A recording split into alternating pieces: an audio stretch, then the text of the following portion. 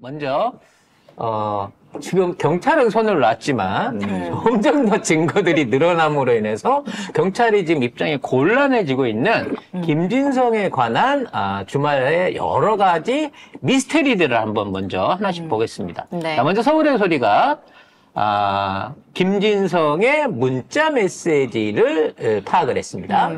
네, 누군가가 김진성에게 범행 장소 주소를 휴대전화 문자 메시지로 보냈던 것이 확인됐는데요.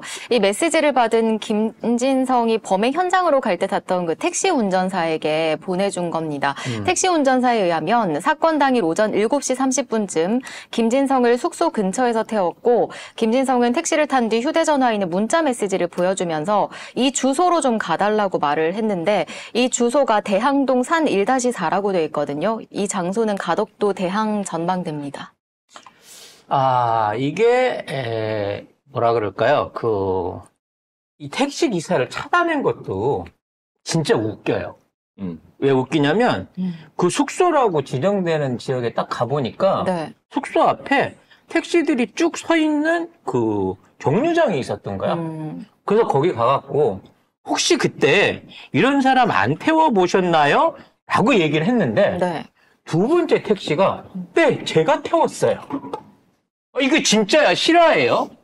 그래서 그 사람을 찾아낸 거야, 서울의 소리 그 기자님이. 아니, 서울의 소리 기자님은 다른 분한테 물어보니까 내가 아는 사람이다 해가지고 그래서 그렇게 연결한 그러니까 거고. 그게 두 번째에서 바로 연결이 된 거야. 그래서 그 양반을 불러가지고 그 인터뷰를 딴 거지. 네. 블랙박스 SD도 받고. 네. 근데 이제 중요한 건 이거예요.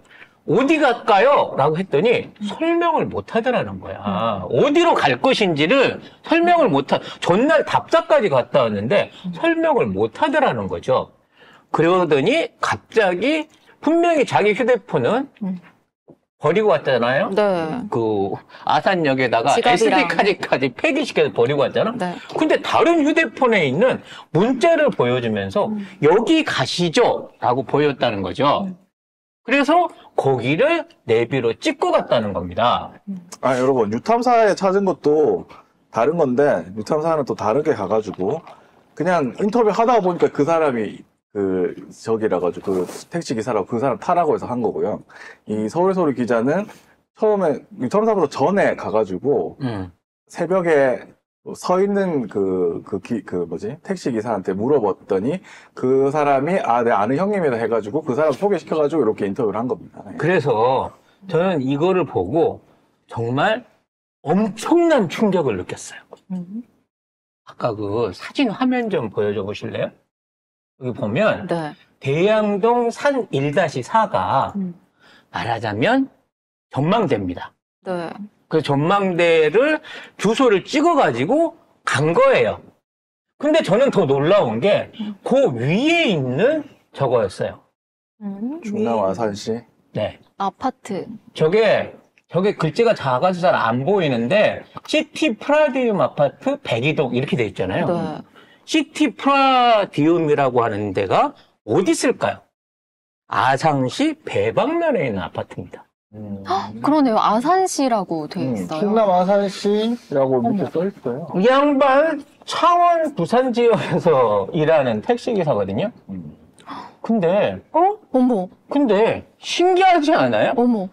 내비를 검색을 했는데 자, 문자를 보여줘서 주소 찍고 이거 한 건 알겠어. 손님이 어디 가자 그러면 주소 찍는 건 당연한 거니까. 네. 근데 바로 그 직전에 찍은 내비가 아산시 배방면이에요. 그 직전이에요? 아니고 아니, 다음일 거예요. 것 같은데요? 쌓이잖아요. 그러니까 이렇게. 쌓이니까. 그 다음일 거예요. 그 다음일 것 같아요. 그러면 이 느낌은 이게 먼저 저기를 찍고 네. 그 다음에 저기를 찍어봤다는 거 아니야. 그잖아. 왜 찍었을까? 왜 찍었을까요? 얘가 가다가 마음에 갈등을 느낀 거 아니었을까요? 이대로 그냥 아산으로 돌아갈까? 내가 이 길 나서게 되면 그냥 끝장나는 길인데? 라는 생각에. 아니, 이거는 기사님한테 물어봤어야 될 것 같아요. 아니, 내가 생각해도 지금 창원, 부산 이쪽에서 일하는 경상도 있는 네. 기사가 충청에 있는 이 주소를 왜 찍어보냐고. 자기가 거기 살거나, 뭐, 거기 친척이 있거나, 거기 갈 계획이 있거나, 아니면 손님이 거기 가실래요? 라고 물어보지 않고서야, 왜 이 주소를 찍어봤을까? 난 너무 신기하더라고, 이게. 여러분 안 신기하세요? 근데 유탐사에는 또 이게 없던데. 이게 뭐 아니라고 하긴 했는데. 아니, 아무튼 그럼 저 네이비가 거짓말이겠냐고. 그러니까 그 주소가 왜 갑자기 찍혀 있는지가 그렇지. 궁금하다고요. 그냥. 찍었다는 거는 그냥 그 주소를 정확하게 입력하고 탐색을 눌러봤다는 거 아니야. 아니 막말로 이걸 누가 의도적으로 합성한 화면이 아니면은 합성한 건 아니죠. 뭐지? 어쨌든 기록은 남아 있으니까. 그래서 이게 개인 친척집이래.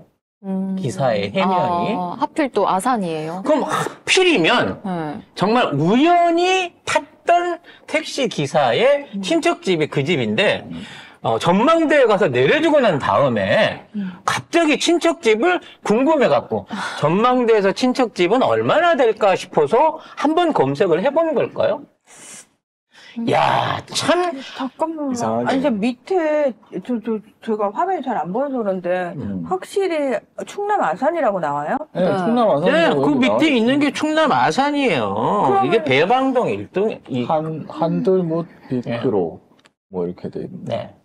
다 배방망 일대예요, 여기가. 한등읍이 3로겠네. 3로 36 이렇게 돼 있네. 아니, 뭐, 친척 집이라고 얘기를 하셨다고 하는데, 아니, 그러니까 친척집이 왜 하필이면 또 거기고, 그리고 여기 다 경남 창원시인데 밑에는 어. 다. 여기 왜 하필이면 이거 찍고 난 다음에 저걸 찍었을까? 희한하다. 그것도 뭐, 대충 동을 찍은 게 아니잖아. 정확히 아파트 정확하게 아파트인데, 102동까지 심지어 102동까지 찍었어. 네. 그럼 저 102동에는 누가 살까? 그거 알아봐야겠네요. 누가 사는지. 그리고 그 친척이라는 사람은 어느 교회 다닐까? 난 요런 것들이 참 저는 개인적으로 많이 궁금해졌어요. 네. 아니, 뭐, 근데, 저희 입장에서는 저희가 직접 취재를 안 한 거여서, 이게 뭐, 여러분 입장에서는, 아니, 뭐, 취재한 사람들이 별 문제 없고 확인을 했다는데 라고 하실 수도 있는데, 그럼 상식적으로 증거가 여러분 있으니까. 관상이에요. 아니, 근데 찍혀 있으니까. 근데 지금 저희 상황이 여러분도 아무도 못 믿겠잖아요. 네. 그러니까 저희도 택시 기사가 인터뷰에 흔쾌히 응해준 것도 감사한 건데. 아니, 아이상해, 감사하지. 뭔가. 막 감사한데. SD 카드도 막 주고 주문도 막 네. 해주고 정말 감사한 건데요. 이렇게 평소 같으면 와 되게 감사하다 이건데 지금 우리 상황이 그 모범 택시를 못 찾아갖고 걱정을 많이 했잖아. 모범 택시 중요한 증인인데 라고 했는데 가갖고 두 번째 물어봤더니 그 형님 내가 알아요. 아니, 그러니까 지금 우리는 하나부터 열까지 다 의심스럽고 아무도 믿을 수 없기 때문에 이런 상황이 벌어지는 거거든요. 그럼 막말로 공권력에서 이런 거 다 조사했으면, 수사 제대로 했으면 우리가 이렇게 불안해하면서 이건 믿을 수 있을까, 저건 믿을 수 있을까 하나하나 확인을 했는데도 불구하고 그 확인된 게 맞나라는 의구심까지 안 갔을 텐데 공권력이 그 역할을 지금 전혀 못하고 있기 때문에 지금 이런 상황까지 온 거거든요. 그러니까 송 작가는 그냥 취재 안 합니다. 네, 제가 그 취재하러 가라 그랬더니 우리 뉴탐사 두 분이 바쁘실 텐데 또 전망대 가셨더라고. 가갖고 그냥 CCTV도 찾아보시고. 내가 시켜서 간 게 아니라 누가 가겠냐. 우린 바빠서 못 간다 그랬는데 더 바쁜 두 분이 가셨더라고. 그래서 이제 중요한 거, 여기서 또 중요한 거. 네. 일단 기사가 그 얘기를 했어요. 분명히 막 배낭을 메고 온 걸 못 봤어요. 옆에 있는 룩색을 하나 메고 왔어요. 그러면 숙소에서 저기까지 갔는데, 전망대까지 갔는데, 네. 전망대에서 돌아다니다가 정보과 형사도 만나고, 아예 그때는 저기도 없습니다. 이 옆에면은 룩색도 없어요. 그리고 쭉 걸어가고 전망대에 있는데 갔다 오고 난 다음에 갑자기 룩색은 없어지고 이게 왜 생긴 거야? 배낭이 생긴 거예요. 그리고 파란 모자가 생겼지. 그러면 택시 기사가 나 그거 트렁크에 실어줬어요. 내지는 옆에다 놔뒀어요가 아니고 어차피 보면 나오니까. 분명히 룩색을 타고 가는데 현장에서 배낭이 나온 거면 이거는 배낭을 실어다 준 딴 사람이 또 있다는 얘기가 아닐까요? 그렇잖아요. 뭐 있거나 아니면은 뭐 최소한 그걸 보관할 수 있는 그렇지. 아예 전날에 거기다가 짱을 박아놓고 그 다음날 가서 찾았든가. 그러면 혼자서 단독으로 했다고 하면 응? 혼자서 단독으로 했다고 하면 뭔가 좀 이상한 거야. 그리고 이미 사고가 아니라 그 피습이 있기 1시간 전에 전망대 인근에 있는 CCTV에서 진짜로 정복과 형사하고 만나는 장면도 찍혔어요. 그 정복과 형사가 고동이 수상해서 물어봤대. 한참 대화를 합니다. 그냥 아무 일 없었고 얘기만 하고 그리고 난 다음에 전망대까지 쭉 걸어가요. 앞에 공원에 있던 사람이. 그리고 실제 형사인 것도 확인이 됐어. 근데 아무 문제가 없었다는 거죠. 신기한 일이에요. 가면 갈수록. 아무튼 뭐 아무튼 뭐가 이상하다. 진짜 이상한 게 너무 많다. 뭔가 이상한 게 지금 계속해서 늘어나고 있어요. 일단 이 문제- 서울의 소리에서 얘기한 거는 문자 메시지를 이 김진성이 받았다는 거잖아요. 그렇죠. 그럼 단독 범행이 당연히 아니라는 거 아닌가요? 그리고 중요한 건 주소지 설명을 하라 그러니까 잘 못했대요.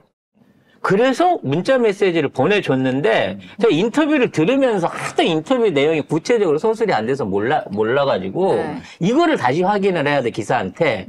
자, 주소지를 얘기를 못해서 어딘가에 전화를 해서 물어본 후에 문자 메시지가 와서 보내준 건지 애초에 문자 메시지를 갖고 있는 상황에서 주소지 설명을 제대로 못한 상황에서 보내줬는지 요거를 확인이 안 되더라고 인터뷰만으로는. 뭔 얘기인지 아시겠죠? 네. 그러니까 애초에 이 사람이 예를 들어 거기를 답사를 하고 뭘 했다 그러면 문자 메시지가 아니고 메모라든지 그렇죠. 아니면 뭐 누군가와 톡을 했더니 검색을 통해 가지고 여기를 가십시다라고 하면 좋은데 그러니까 네이버 지도라든지. 그렇지. 그러니까 그 문자 메시지가 온 시간을 봐야 돼. 택시에 탔는데 주소 설명을 못했어.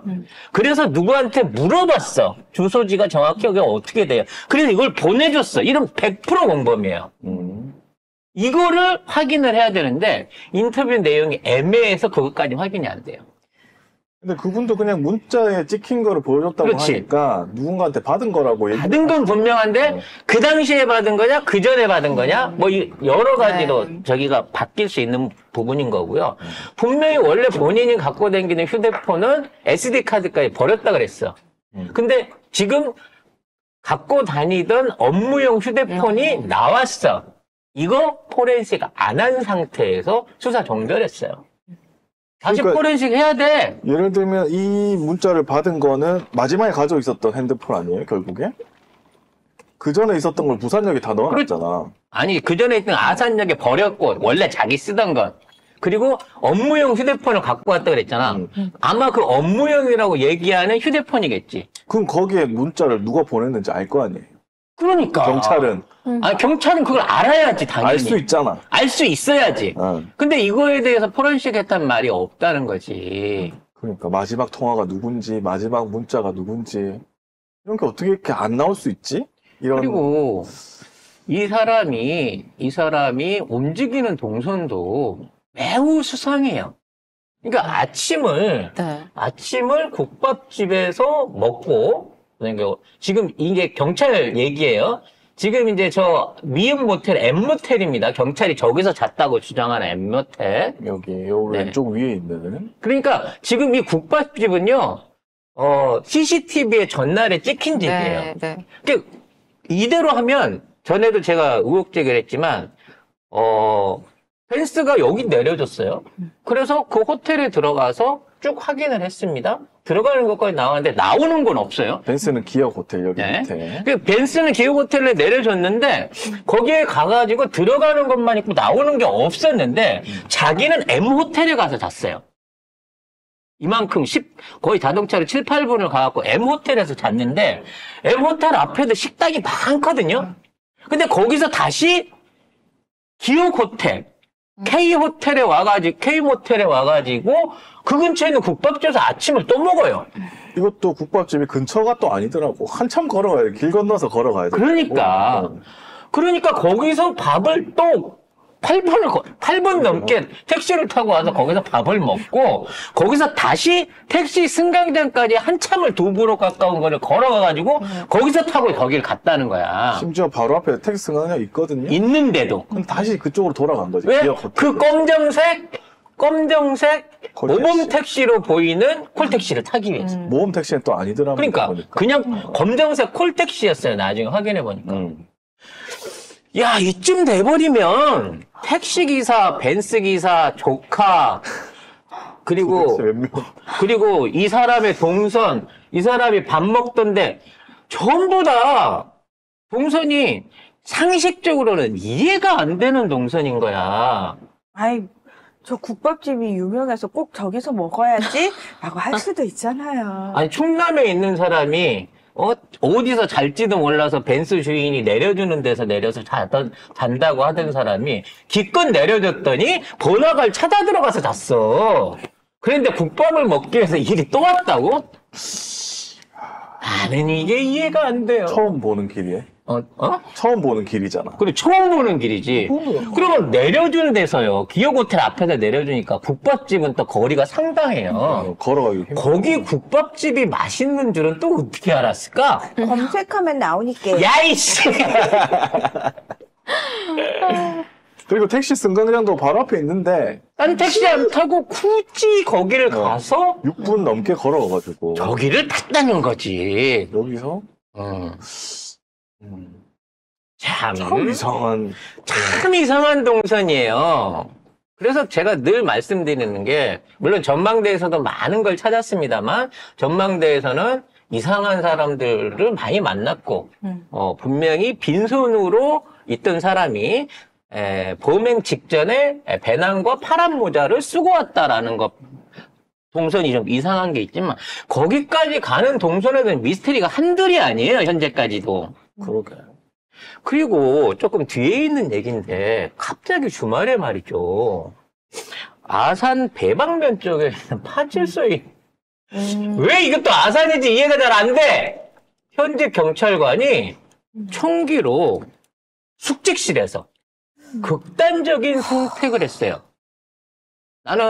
이게 진짜 충격적이네. 나는 이게 진짜 충격적이라고 봐요. 왜냐면 일단 우리가 총기 자살도요.